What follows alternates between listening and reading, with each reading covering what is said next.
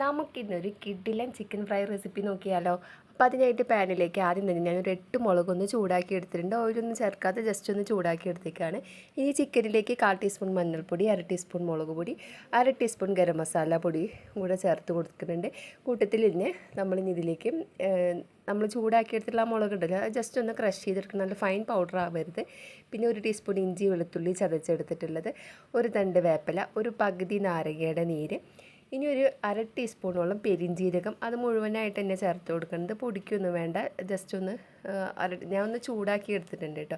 ചൂടാക്കിയില്ലെങ്കിലും കുഴപ്പമില്ല. അത് 1/2 ടീസ്പൂണോളം ചേർത്തിട്ടുണ്ട്. ആവശ്യത്തിന് ഉപ്പും കൂടെ ചേർത്തിട്ട് നമുക്കിത് കൈവച്ച് നന്നായിട്ടൊന്ന് തിരുമ്മി മിക്സ് ചെയ്തെടുക്കാം കേട്ടോ. അപ്പോൾ ഇതിലേക്ക് ഞാൻ ഒരല്പം വീഡിയോയ്ക്ക് ഒരു ഭംഗി കിട്ടാനായിട്ട് ഒരല്പം ഫുഡ് കളർ റെഡ് കളറും കൂടെ ചേർത്ത് കൊടുക്കുന്നുണ്ട്. അത് നിങ്ങൾ ചേർക്കേണ്ട ആവശ്യമില്ല, ഞാൻ വീഡിയോയ്ക്ക് വേണ്ടി ചെയ്തിട്ടുള്ളതാണ്. അപ്പോൾ ഇനി നമുക്കിതൊന്ന് റെസ്റ്റ് ചെയ്യാനായിട്ട് വെക്കാം. ചുരുങ്ങിയത് ഒരു അരമണിക്കൂറെങ്കിലും നമ്മൾ റെസ്റ്റ് ചെയ്യാനായിട്ട് വെക്കണം. കൂടുതൽ ടൈം കിട്ടുകയാണെന്ന് വെച്ചാൽ അത്രയും ടേസ്റ്റ് ആയിരിക്കും. നമ്മൾ ഏകദേശം 3/4 മണിക്കൂറിന് ശേഷം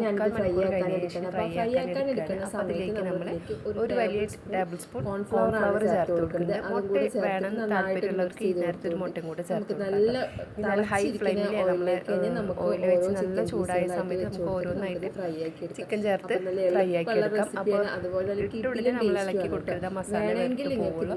അപ്പോൾ ഒന്ന് ചൂടായതിനു ശേഷം തിരിച്ച് മറിച്ചിട്ട് കൊടുത്തിട്ട് ഫ്രൈ ആക്കി എടുക്കാം. അടിപൊളി ടേസ്റ്റ് ആണ്. എല്ലാവരും ഒന്ന് ട്രൈ ചെയ്ത് നോക്കുക. കമൻറ്റ് ചെയ്യാൻ മറക്കരുത്.